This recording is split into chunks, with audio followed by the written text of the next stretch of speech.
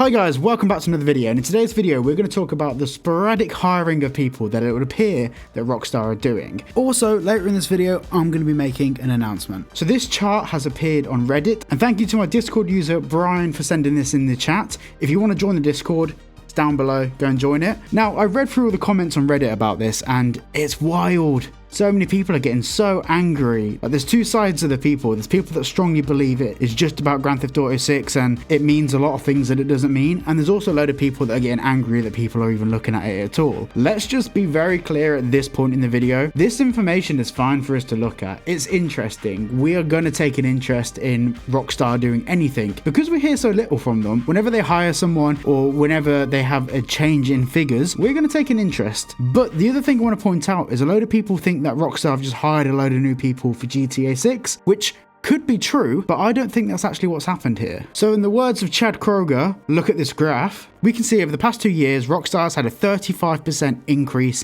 in staff intake. But actually, have they? Because what a lot of people aren't discussing and no one's mentioning so far, Rockstar have acquired a lot of businesses in that period. For example, Rockstar Games bought CFX.RE, the company behind Red M and 5M servers, the role-playing community. Firstly, Rockstar acquired that business, which they have a number of staff themselves, but secondly, Rockstar have been acquiring loads of independent teams from all around the world to be responsible for certain elements of GTA 5. Of course, this is in preparation for GTA 6, but this doesn't tell us anything at all about GTA 6. But another thing to remember is this data is not showing us the amount of people that Rockstar's hired. This data is showing us the amount of people that have Rockstar listed on their profile as work. And there's three things to account for here. Number one, there's a lot of employment places out there and a few games developers that won't allow people to list publicly that they worked at a game developer for 10 years. A lot of the people that worked in GTA 5 that are no longer with Rockstar may have instances, I'm not saying this is the case, but it's worth considering,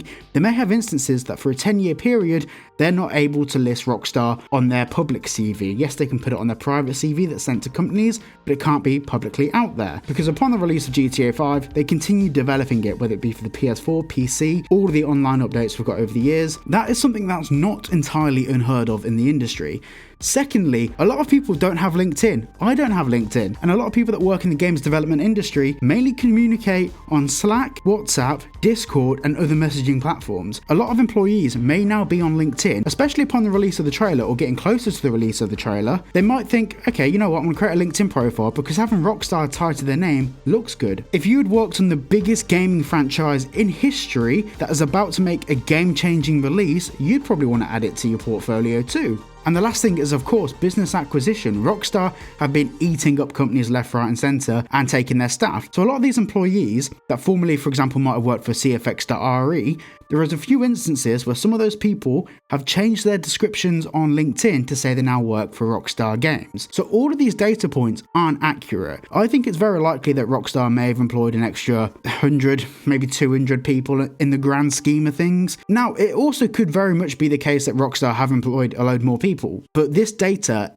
isn't data that tells us that. This data is purely based on LinkedIn data. So for example, if you formerly worked for CFX.RE, which is now part of Rockstar Games, it looks a lot better on your CV saying you now work for Rockstar Games. So this data doesn't tell us anything at all. Now the next bit is the bit that is interesting. This page here tells us about the distribution of those employees within Rockstar. This is a little bit more accurate because as a percentage, it can be upscaled to unlimited amounts of numbers. So for example, out of the employees that are present on LinkedIn, this information is scalable, but it's also worth noting that the 6,428 people, they're not all people with LinkedIn accounts. What LinkedIn does is actually scale up that figure to account for what percentage of people aren't on LinkedIn. So for example, if they know that out of all corporate businesses, 20% of them aren't on LinkedIn, it will add an additional 20% to that figure to get this data. But the splits are very interesting. Now, of course, this data isn't 1,000,000% accurate. So for example, 32% in arts and design, this is usually to do with the art and design of the game.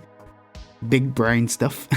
Then we have 17% engineering, 11% quality assurance, and 7% media and communication. Now, media and communication will be everything from PR roles, social media management roles, all of that sort of stuff. The quality assurance will probably be games testing and heads of department. So for example, the people that are in charge of maintaining quality across the game and across those various teams. And then engineering will be stuff like game engine development, and art and design will be things like textures, animation work, all of that stuff that we're all really interested in. Now, at the bottom of this page is where where things get very interesting. It shows the growth over a set period, and for example, this is where I was saying about CFX.RE. The 12% increase in engineering over the last 6 months, and obviously the 18% over the last year, at least 50% of that could be accounted for the acquisition of CFX.RE. Now, of course, media and communication for the past 10 years, it hasn't really been a very important part of Rockstar Games. They will have a team of people that have been putting out all the social media content, but now with the amount of trailers that we're going to be expecting to see over the next 12 months, plus all the marketing material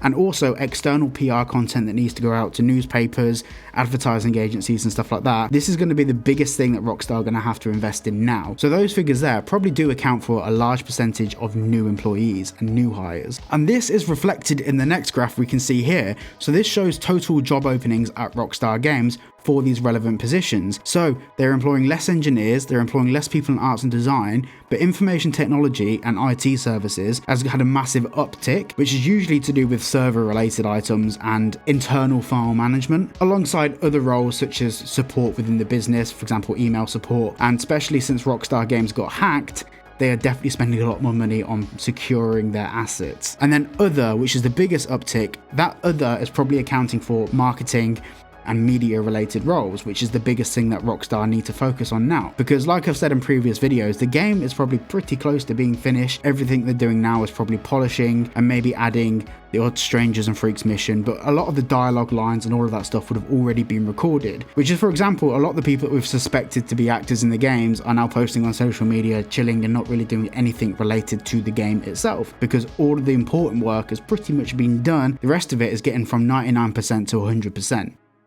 So this guy now has merch. I've been working on this in the background now for a few weeks. I've had to order samples in to make sure that I'm happy with the quality and that you guys will be happy with the quality too. So I now have a merch store where you can buy the merch. For the sake of full transparency, all of these items are print on demand. I've listened to what you guys have said. You want merch, you want it to be affordable, so merch store is linked down below. I also want to say, if you can't buy any merch, that's absolutely fine. I don't expect all of you to want to part with money to support the channel. Just by watching my videos, liking, subscribing, joining the Discord, doing anything, even just listening to me ramble right now, you are supporting the channel. So please do not feel like you have to get anything. It's purely there should you want anything at all. Thank you all for the support. So what we can conclude from this data is, firstly, it's not 100% accurate. In fact, it's probably only about 50% accurate. But secondly, everything we can see from this data is decipherable with common sense. These are all logical things for Rockstar to do and next steps upon the release of a game. So yeah, thank you all for watching today's video. If you want to discuss any of the points, you can join the Discord down below. And of course, please consider becoming a member of the channel. Any support you can give to help me grow the channel and invest back into the channel is massively appreciated. So thank you all for watching, and I'll see you all in the next one.